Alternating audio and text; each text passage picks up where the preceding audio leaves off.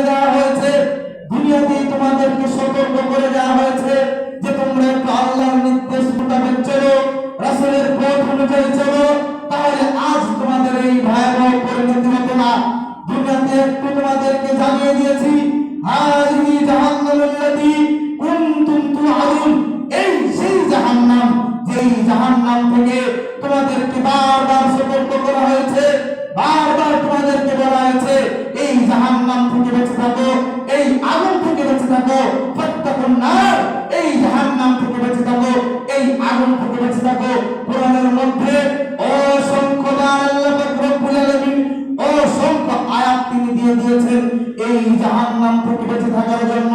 তিনি বলে দিয়েছেন ফাত্তাকুন নার, তোমরা জাহান্নাম থেকে বেঁচে থাকো, আগুন থেকে বেঁচে থাকো।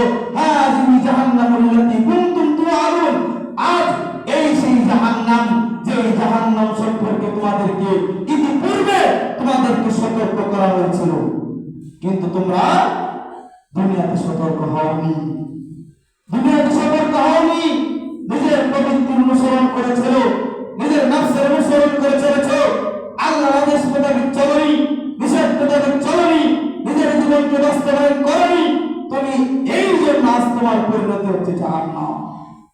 যাও তুমি জাহান্নামে প্রবেশ করো, তোমাকে জাহান্নামে দিয়ে দেবো।